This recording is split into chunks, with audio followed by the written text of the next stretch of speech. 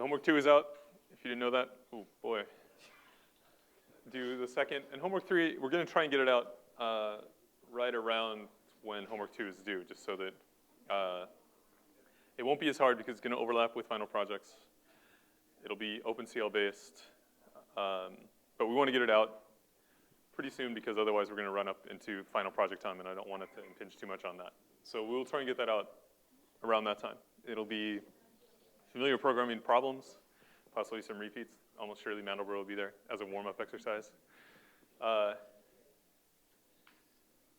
OpenCL test repository, I'll talk about that in the next slide, but you can just grab that test.py program and try running it.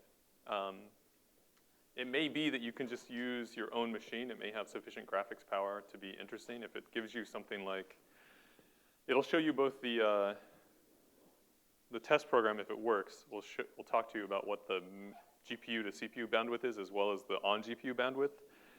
And it'll be a lot easier. I mean, it'll be like running Spark locally versus on AWS. It's not as hard to use Odyssey, but do that. Final projects, several people started talking about ideas, brainstorming ideas, started forming groups and talking about ideas, posting on Piazza. Do that. We'll talk about that too a little bit. Final projects, if you don't have ideas, read over cs205.org. On the projects page, there are a couple links to a couple years worth of old projects. Look at those. They give you, good ideas of what's suitable or something you can extend or something like that. Proposals will be due. The first proposal will be November 6th, and we'll provide reviews back. That's Friday. We'll give you reviews back by the 9th, basically that Monday. But if you do it before, it'll be a lot easier for all of us. Because if you propose something on the 6th and it's the first time we've seen it and it's not suitable, we'll say no. And then you'll have to scramble. So please, please, please post on Piazza, send me email, come to office hours to discuss. It'll make it easier for everyone. Then I'm going to talk about, I'm going to start giving you an intro to OpenCL. There's going to be a lot of code pieces. I suggest pulling up, if you've got your laptop, pull open the intro to Odyssey, the test.py program. Because it'll give you context about what's going on. It's a simple program. It does some simple setup, compiles a small kernel, runs that kernel, and then talks about bandwidth and things like this. Shows you how to copy data to and from the GPU, everything else. So, and I'm going to refer to this in this lecture and probably the next one as well, or possibly a new one, but this would be good for now. Does everyone have this URL or can search for it? Okay. So OpenCL, it's a device-independent framework for programming GPUs or CPUs or any sort of things. It will take advantage of things like AVX if it's just on a CPU. It'll take advantage of a GPU if it has access to one. It can deal with multiple different types of GPUs, NVIDIA, AMD. There are a bunch of people who actually support OpenCL. It should be pretty easy to install. It's default install on OS X, and you should be able to just do pip install PyOpenCL. And if that works, you should then be able to run Python test.py from this repository and have it work. On Linux, you may have to install the OpenCL libraries first, but it shouldn't be too bad. On Windows, I don't know. Google asked on Piazza. I'm not a Windows person, so I can't provide direct advice. And then just try running the test program. Even if you don't have a GPU, it should run. It just will use the CPU, most likely. What? We'll debug it. Yeah. So just go to FastRec on GitHub, and then you should be able to find it from those. Okay? Yep. And then there's the test.py in there. Okay. If there are problems with it, so post, just like the Cython thing. If it doesn't work for you for whatever installation reason, talk to us so we can get it set up because you will need it for the rest of the class. All right, so just a quick overview of an OpenCL program, its lifetime, what it does. So you start off, you're running on the CPU. First thing you do is you find devices, and you can see this in the test program. It first just looks for what devices do I have available. And it finds one, hopefully. It says, okay, let's allocate some buffers. We'll talk about this.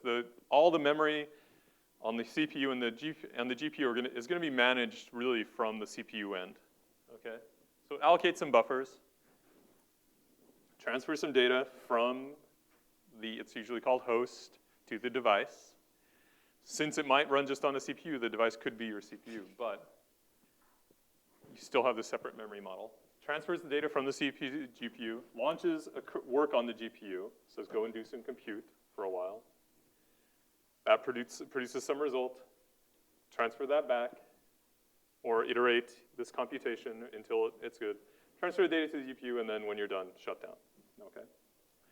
You'll see those parts within the test program. We'll go through some of the steps here in what follows. So, important thing to remember, look at the smiley face. The CPU and the GPU have separate memory spaces. Okay, they're not, if you have a buffer in one, if you've got some data, an image or something like that, for it to be operated on the GPU, you have to move it there. And then to get an answer back, you have to move it back. So you have to do some sort of CPU-GPU transfer almost always. This is changing. This is not set in stone, in fact. In the next sort of iteration of GPU, CPU relationships, it's all just one big memory space, and it handles a lot of the transfers automatically. So the memory, CPU allocates space in the GPU and then transfers data to it. That transfer is usually slow. It goes across the PCI bus or something like this. It's often an order of magnitude slower than what you can do within the GPU itself. Right? We talked about the CPU versus GPU differences. CPU, you got large caches and a fairly small pipe to memory.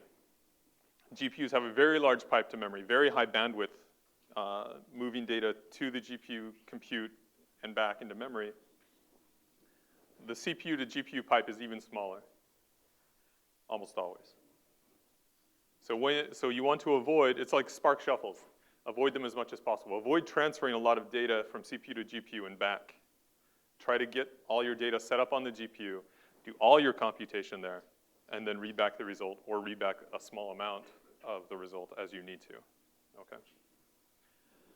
So in that test program, the parts that are allocating and moving data to the GPU, it allocates a host buffer. This fills it with some random data, a bunch of floats, and allocates this CL.buffer. CL is the shorthand for OpenCL in the test program. Request a buffer. The context is just what GPU am I talking to. You can give it some flags, some hints about, is this data something I'm going to modify, or is it just something that should be read-only? And this gives some hints to the GPU about where to put that data. Often GPUs have very fast read-only memory. Holdovers from when they were only for graphics, like the texture memory was usually a read-only. You'd put some data in there, and it's not meant to be written back to very fast. So it handles block writes, but not small writes, but it's very fast to access. So you can give some read-only. In the test program, there's some read-write options as well. And then the size in bytes. So it's 32-bit floats, so 4 bytes times however many we grabbed. And then it copies it. Q is something related to context. Talk about queues in a second. Destination and source. Okay, so basically put host X into X on the GPU. So that is set up 2 buffers. Well, 2 buffers, one in CPU memory, one in GPU memory, and copy the data across, getting ready for our computation. We'll talk about queues, but basically queues are a queue. First in, first out. You send copy operations, compute launches, queries or things. Basically, it's where you put the command stream to the GPU. It's separate from the context because you can actually have multiple queues. We'll talk about that. We won't talk too much about it. But you can have multiple queues going to the same GPU, which would basically allow you to be doing things in parallel. But if you launch multiple copies on the same queue, they'll happen in order. And so there's some order guarantees when you're working with a single queue. So the code is doing this transfer between CPU and GPU to avoid? Yeah, we have to do it sometime. This is the code that's doing it. You don't want to, it's more just don't think about transfers between the CPU and GPU as cheap. You do have to do them at some point, right? Otherwise you can't do anything on the GPU. But do be aware that they're not as efficient as, for example, buffer-to-buffer transfers within the GPU, or even probably buffer-to-buffer copies on the CPU. So GPU programs, they're called kernels. You'll see that word a lot. Once you've got the data ready on the GPU, the CPU then launches a kernel, launches the program to start doing some sort of processing. The language we'll be using, OpenCL, is C-like. It's usually not very complicated code, so that shouldn't worry you too much. It's not going to be harder to use than the Python work we've been doing. If you look at the test.py, there's a kernel, and it's just written there as a string. The next slide has it, so don't worry too much. And then we take that kernel and program and get a program from it basically by just compiling within some context the kernel source and calling build. Okay, let me show what that kernel actually is. So we have here the kernel's input source. Has a single function in it called add vectors. Okay.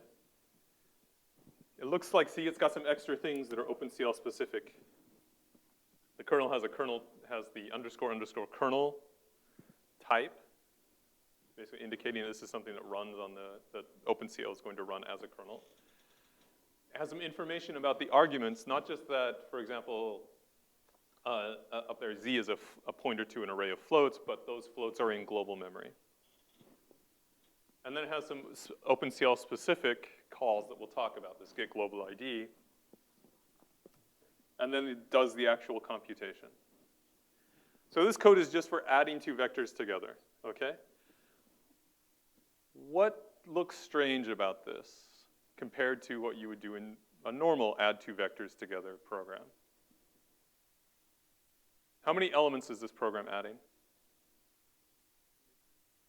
It's adding two vectors, but how many elements of each vector is it? One. It's adding one element. Right? It's going to this one location, thread ID, and adding one element there, and that's it. One thread is doing one add. Okay? GPU programs are like this. We'll talk about what's actually going on more, but almost all GPU programs will be this simple. Do something for one location, just one location. I'm not going to worry about loops. I'm not going to worry about other data. I'm not going to worry about neighbors, or I'm not going to try and pack out 8 values into an AVX register. I'm just going to do one element. I'm going to do that element quickly, and I'm going to go away. Okay. What? Yep. Kernel is just like a function. It's a sort of specialized function that's going to run on the GPU. So the kernel is like what you want. Yes, exactly. The kernel is what you want the GPU to do. It's written. Like the main function. It's not like the main. So it's not exactly like main. It's more because you have to give it. It's more like a. It's more like a helper function that you write. In that. You have to give it the inputs. You have to say, you're going to operate on these arrays at these locations. You're going to give it some context based on how large of a data set you're operating on. And we'll talk about, there are actually a few, let's wait on that question, okay? It'll become clear how it's not like main, and how it's not even like a helper function exactly through the rest of the lecture. All right. So all the scheduling, this is one difference where it's not like main. All the scheduling of what happens in the kernel launches and things like this is basically the high-level schedule is on the CPU. The GPU will schedule very low-level work, but that's all. So memory transfers, kernel launches, compilations are all handled by the CPU, and they're put in a queue. As we said, the operations in a queue happen in order on an individual queue, but you could have multiple queues. Generally you won't need to do that, but you could if you've got, for example, 2 different problems that are solved using different kernels and they're independent. You could have several queues, and they would be operating at the same time. Even a buffer transfer between 2 GPUs is scheduled by the CPU. is a buffer-to-buffer transfer between two GPUs scheduled by the CPU? Between two separate devices, you mean? So if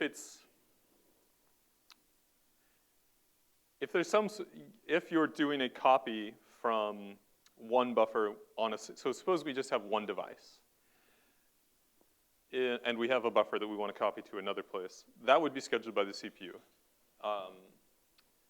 I don't know the call offhand, it may just be the same, but I think you have to use a specific form of the call to transfer between these two buffers. You would say, transfer this many bytes from this location to that location. That would be scheduled by the CPU. It's a very small message. So it's not, you've got some overhead and some latency for that to happen, but it's going to occur quickly. So that doesn't involve any data, any large amount of data moving from the CPU to the GPU. So it's, in general, fast. If you're talking about actually using multiple GPUs, that's a topic for another lecture. And that would probably be slow, unless they have a special interconnect. So after we've compiled this program, we get this program object, which is an OpenSale program, and it has an element based on the add vectors function that we wrote in there. So we can call this program once we set up the buffers. This is how we actually cause the GPU to launch a kernel. We give a bunch of arguments, a queue, global size and local size we'll talk about in a little bit, and then the arguments to the function, destination, 2 vectors to sum, and a size. You'll probably at some point hit a bug when you try to pass in an integer. You'll try to pass a Python integer right here, and it'll fail. This is the magic to be able to pass integer arguments to OpenCL programs. You just wrap them in a NumPy int type.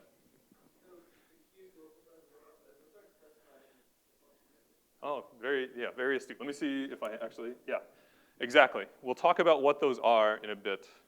The queue is just which queue to where this should be happening, right? Because the queue, you have to order up memory operations.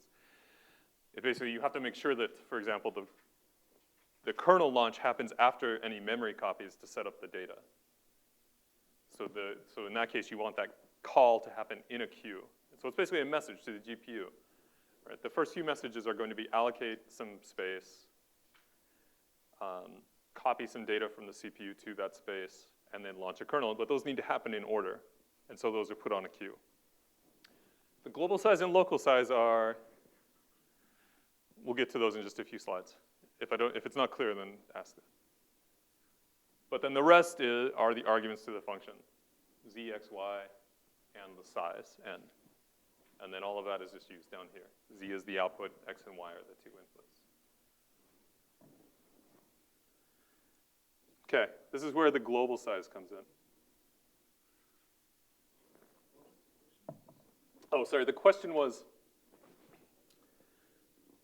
if I'm correct, we're calling add vectors with 7 arguments, right?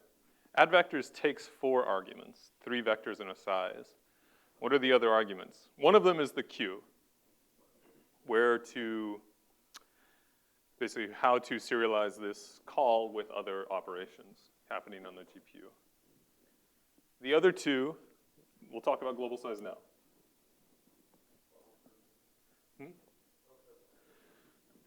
We'll talk about global, and then local will become obvious in a bit. So what did we notice about the kernel? It's operating on one element. GPUs, as we talked about last lecture, I should have put in a slide to this. You might want to go back and look at it. Look at the previous lecture about GPUs. What don't we have? No L3, no out-of-order speculation, no branch prediction, nothing that speeds up single threads. All we have for latency hiding is lots of threads, thousands of threads, right? When one thread is busy waiting on memory, waiting on compute, stalled for some reason, we keep our GPU busy by having another thread ready to run. And so we create lots and lots of threads in this world. Often, there'll be a thread per pixel. So for the Mandelbrot computation, we'd launch, 16 million threads? The number of threads that we launch is the global size argument to the kernel. Basically, how large of a computation are we going to do? So if you look at the test program, we have this host array that we've allocated of size n. And then we set global size equal to the host x shape. All right? So that's a tuple. It's one-dimensional array, so it's just n comma nothing. And then we pass that in. So that global size that we pass in there, for every value in there, we will get a thread that executes and at some point gets a global ID within that set. So if n was 16, this code will be executed 16 times, and this value will take on 0 to 15 as possible values in those calls.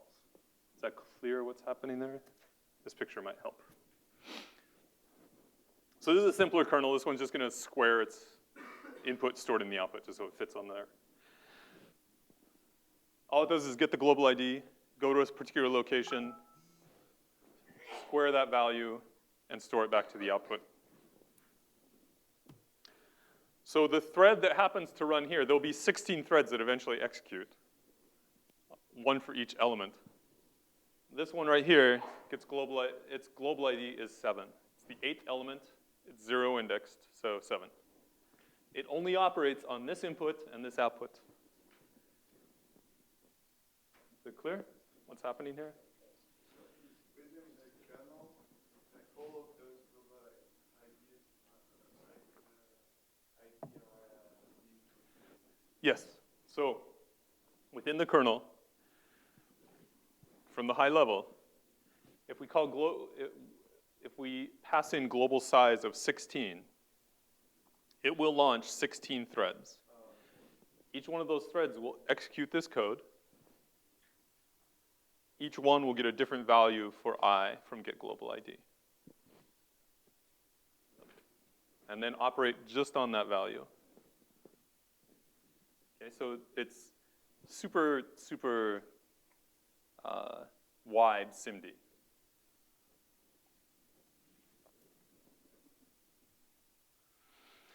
All right. So global size is how big the problem is on the large scale. Local size is the size of your local work group. It's one. If all I had were individual threads running on these millions of separate values, I would be very limited in what I could do.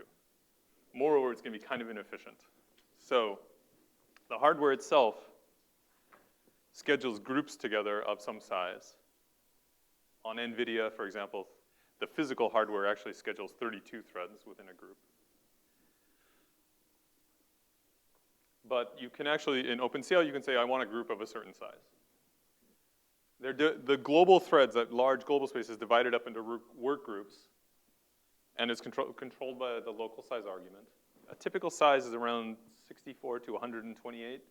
For best performance, use a multiple of 8 because it's either going to be targeting NVIDIA or something else that uses a group size of 32, or it's going to translate to AVX and use a size of 8 for the registers there. So a couple of things about work groups. One, they can ask for and share some local memory. This is very fast. We don't have built-in caches. Right? That's something that was thrown away when we moved to GPUs. But the local memory is on chip, can be shared between work groups, and so can be used as a cache for sort of local computations and can be used to speed things up dramatically that way. The other thing is the only synchronization we're allowed and that we have is between threads at the group level. We have a couple of very simple synchronization primitives available in OpenCL or CUDA if that's what you're using. They're only really going to operate on groups. So we're going to launch a very large computation, thousands of threads. They're going to be split into small groups. We have no way of synchronizing between different groups. They're just going to go. One might go, minutes before the other one. There's no synchronization available to them, only within that group. And this will become, so this limits what sort of communication we're allowed between threads. So back to this simple example of 16, just squaring a vector. If we set our global size to 16 and our local size to 8, then in the kernel, any thread that checks what our global size is will get a certain answer. It'll get 16. It can ask how many groups there are. It'll be 2 groups, and it can get the group size, which will be 8. Right? These are all global to the kernel launch. And then an individual thread can ask, okay, which group am I in? What's my local ID? So what's my offset within my group? And what's my global ID? So what's my offset within the whole vector? So for the first group, the local and global offset are the same. In the second group, the group ID is different. My local ID now is 4, 0 indexed. And the global ID is 12. I don't understand what local ID is. So local ID, so here's the first group, right? So the local ID is the offset within the group. So zero indexed, yeah, 0 indexed. So it's annoying. Yeah, okay, sorry. 0, 1, 2, 3. Should have put some indexed. So we're not going to talk about, well, we might have time to talk a little bit about synchronization, but it's complex. So when I launch this kernel, it's going to be scheduled on the hardware. So now we're talking about low-level scheduling that the CPU doesn't control. CPU says just compute this for this vector, however large it is. Divide it up into local groups of this size, these work groups. This group and this group are scheduled by the hardware. And there's no way to say, pause one of them while the other one finishes a step of the computation, right? They will run independently. Within a group, you can do things like, okay, let's all work together, do this first part of the computation and stop. When all of us have caught up, then all of us will continue. I'm not going to get into the details of synchronization and the use of synchronization here. It's often what will happen. The most usual case, or most common case, is you start up a work group with some local memory. Remember, local memory is we'll talk a little bit about it more here, actually. Let me talk about it in a second. But the only synchronization, there's no way to communicate between these and say, wait for me. You can only communicate within groups. Why are all these taking arguments of 0? Sorry, I should have introduced that earlier. Multidimensional arrays. So in this case, it's a one-dimensional array. So it's asking, what is my work group number in this dimension? If I were passing in an image, then it might ask, what's my work group in 0, right? Sorry, it's like this. Here's my global size. And then my global ID is I, J. So my global ID would be whatever location is from here. Would that be I times J, or would it be like an IJ? You would fetch them separately. So when I passed in the global size, I would pass in, big I, big J as my size. We'll talk about this next lecture, but I could also then I might have this will be divided up into work groups, and then my local position is 0. I would fetch it for 0 for 1. We'll talk about that next lecture. But that's why there's a 0 everywhere. It's asking the first dimension. It's just that this is all for a one-dimensional problem. More questions about the division of work groups here? If it can't evenly divide the work groups, I'm pretty sure it constrains it so that you have to. And in the test program, you'll see that in the kernel, actually let me go to it. Unfortunately, let me see where the closest one is. Yeah. It's a very good question. What if you're operating on something that doesn't divide into a good work group number, particularly if you need to use a work group of 64 or something? This is the usual trick. You pass in the size of the array.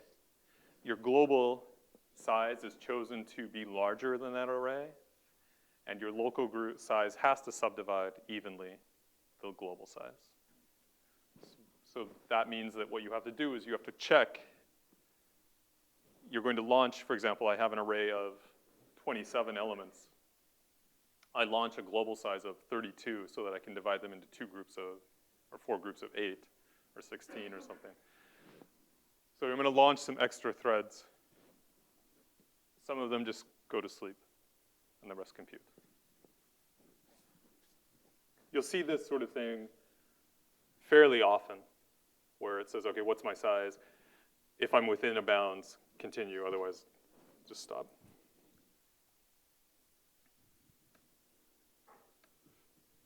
Okay. More questions about this. This is important to understand. You're gonna launch large computations, you're gonna divide them up into small pieces. The small pieces are gonna work together, and we'll be able to synchronize. The large pieces have to be independent. And so it's often a problem of figuring out how you can efficiently divide up a problem into smaller pieces that do require some sort of communication and larger pieces that don't. So I said local memory is a sort of non-automatic cache. You can request someone you launch the kernel, say, give me, launch with each one of these having 1,000 floats for scratch paper. The problem is, this becomes part of the thread context, or sort of the trade-off is. So local memory is very fast. It's on chip. Global memory is off chip, the same as on the CPU. So treat it like a cache. It's just one you have to ask for beforehand and you have to use explicitly. We'll talk more about how to do that later. But the thing to remember when we talk about it and when you start to use it is it becomes part of the thread context. Too large of a thread context and bad things happen. Remember this picture. How do we hide latency on GPUs? Thousands of threads, right? As many threads as possible. If we have a bunch of small contexts, each one of these is a thread that could run on this hardware. If the current thread has to stop and wait for memory or for some other finishes and some other thread is ready, any one of these threads can run next. If you have a very small context, you can store locally on the chip many threads and be ready to switch to any one of them at any point. If the context is small. If you take a lot of local memory, though, then your context is very large, and you have to take that from the local memory pool that's available on chip. So if you use a large amount of local memory, your occupancy goes down. You only have a few threads that can run. And at some point, all of these might be waiting for memory, right? A memory stall is 100 cycles, 40 cycles, I forget, somewhere in there. It's a long time, right? So if you don't have enough threads waiting to run, when you go to memory, for any reason, you go to sleep for a while, and eventually all of these will be sitting idle, and nothing will be happening on the GPU, okay? A little bit early. I'll introduce you to synchronization just so you can think about it. We'll talk more about its use next time. So as I said, you can only synchronize within, well, before I go on, anything about the local memory, context switching, things like that.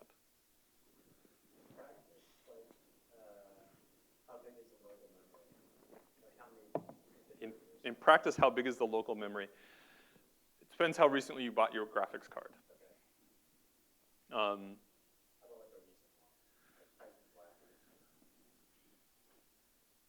I'd have to look it up. You can query it. We'll talk about that too next lecture. How do you access? OpenCL talks to some graphics card. How do you find out what you have available? Other questions? Just so I can put the ideas in your head, we'll talk more in detail about how to use these next time. Synchronization, you only have 2 primitives in OpenCL. You have a memfence and you have a barrier. And each of them operates either on local or global memory. And all it does is says, within my work group, go to this point, do not, and then basically serialize memory at this point. So memfence is we're all writing to global memory, local memory, whatever, within our work group. I need to get to a point where we've all done a certain computation and the global memory or local memory is in a consistent state. In that case, you set memfence. And that basically ensures that no one else reads local or global memory. Well, basically, everyone runs to that point. Once memory is consistent, everyone proceeds. Barrier is a slightly harder version of that, where it locks down and says, everyone gets to this point, and then we'll actually execute the memfence, obviously, and guarantees that any memory operations that are in flight finish, and then we'll continue. And this is all you can do. The benefit, well, what you can do using these are things like everyone load a bunch of data into local memory from global memory, and then we'll all operate using each other's local memory that we copied. So this is basically, we will preload our cache with values we know we're going to need several times. We'll wait for everyone to be done with that step, and then we'll move on after the barrier is passed. We'll have some examples of this. I'll extend that test.py example to show cases where you use this. But these are our only synchronization primitives. And then all communication is through local or global memory. All right. Questions? Surely there must be questions. It's fine if not. OpenCL like the standard GPU programming framework? Is OpenCL the standard? It is a standard. OpenCL is the standard portable GPU programming language for today.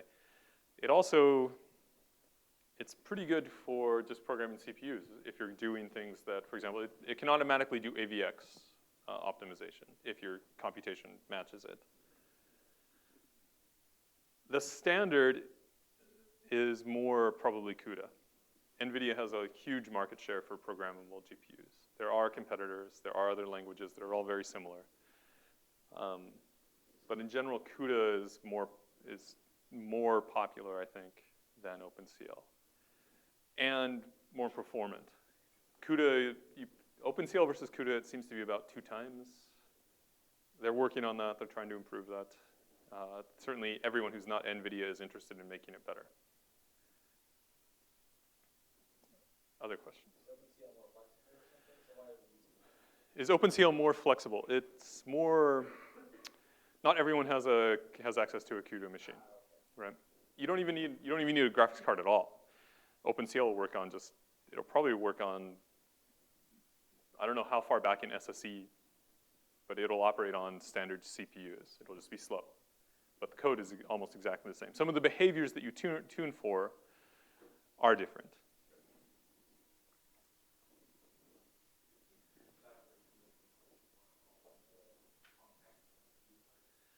Elaborate on the context and queue, yes. So context first. So the GPU, we have something like, not that many actual processing engines, 15, 30 on recent cards, not more than 64 actual processing engines, which you can think of as CPUs or cores. And we don't have caches, we don't have out-of-order speculation, all these branch tricks, all these things that were on CPUs to make single threads run fast, right? What we do have, so the way we do, we still have to do latency hiding, the same way that we did with CPUs. The way we do that is we queue up a lot of work. We basically say, okay, the ALUs, we have 8 of them or 16 of them or 8 of them running double speed to look like 16, are where we do the actual computation. To keep them busy, we have many, many possible threads to run that could be running at any time. So very, very quickly, we can switch from running this to this and this to this, okay? And so for example, if one of them is running and says, okay, I need a value from global memory is far away. That's 40 cycles, or at least, right? So it says, okay, I'm gonna go fetch something from memory. And the hardware says, okay, well, in 40 cycles, you can run. In the meantime, I'll switch to another thread, right? Number 1 went to memory. Now it's number 2's turn. If you have enough of these, they can be accessing global memory and you're computing as fast as if they weren't delaying at all, right? One of them goes to sleep while it waits for memory or some other slow operation. The next one runs immediately. And so you keep the ALUs constantly doing work, if the when this goes to sleep, it has some state, right? It has registers, it has the computation that's going on. So some program state and where the program counter is, and local memory. Basically anything that's needed for that, that thread is in that space. And when it goes to sleep, it has to stay there. It has to be stored so that when it comes back awake and can start to compute again, all of that context is there, yes? So that's all the registered plus global memory. If you grab too much global memory, or if you only take a little bit of global memory or none, then you can put a lot of threads here, right? And you can be ready to run something all the time. But if your computation asks for a megabyte of local memory, which it won't get, but if it asks for a lot of local memory, enough that you only have enough space to store 4 threads, right? Then you can only have 4 threads ready to run on this piece of hardware. Does this make sense? I've got a shared resource. I'm going to divide it up to these threads, and they're going to hold on to it. And so if I can only fit 4 threads, I can only hide this much latency, yeah? So if this one goes to sleep, waiting for memory, and all of these go to sleep, that could happen very easily. No one can run. I have no more work that can schedule there. Does that explain? It's basically, local memory is sort of extra registers, and I have to store the program state somewhere, and it happens to be stored on chip. Does that explain the context? Queues are, what? Suppose I'm doing a computation, I'm going to transform an image with a kernel. And then I'm going to transform it in some other way after that. I'm going to, subtract off the background, identify objects. I want those things to happen in order, right? I want to load down the image, launch the first kernel to subtract off the background, launch the next kernel to identify objects. I put those all in the same queue. And what happens then is the load down the image happens first. And when that's complete, then it schedules the next part, which is subtract off background. That's going to run on several different parts of the image in parallel, yes? Different parts of the GPU. When that is all the way finished, because it's in the queue, the next part, identify objects, will run. So the queue is just a way of serializing steps in an algorithm. If I have 5 images, I could launch this on several different queues to the same GPU and maybe keep it more busy. If my processing is not enough to keep the GPU all the way busy, I could have other processing going on another queue, but it would still be serialized within the queue. Sort of like the queues that we use for threads, where we're passing work to the threads, go and do this in order, similar to that. Okay. Other questions?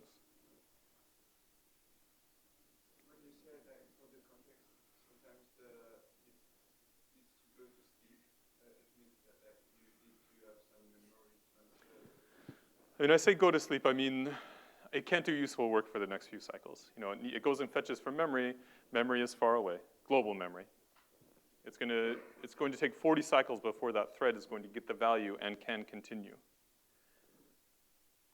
In the meantime, other threads can run to keep the ALUs busy, right? That's all the compute sits in those little yellow boxes.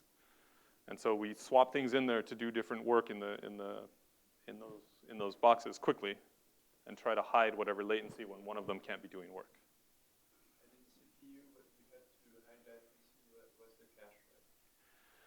In CPU, there's the cache, there was out-of-order prediction, there were all these other things. There's all kinds of logic trying to just speed up a single thread. This one, we don't have that. We just have multiple threads, and we have to do it on our own time. Okay. Sorry. No, global memory is off chip. Local memory is on chip, and is fast like cache. Global memory is like regular RAM. It's controlled by the CPU in the sense that the CPU has to allocate it. The same way you have to allocate RAM on the CPU. The CPU is in charge of allocating it, or asking the GPU to allocate it. Is it faster to go from global to local and then pull from local? Yeah, we'll talk about that next lecture. It is faster. You almost always, if you're going to be doing a lot of computation, where you have to read a lot of values. First pull from global to local, and then operating local. With the caveat that if you pull too much into local, you run out of contexts, right? We'll talk more about that. Okay. And just within the context, then you have groups. No, not exactly. Let me answer that after class, actually. That's more subtle. Okay, thank you.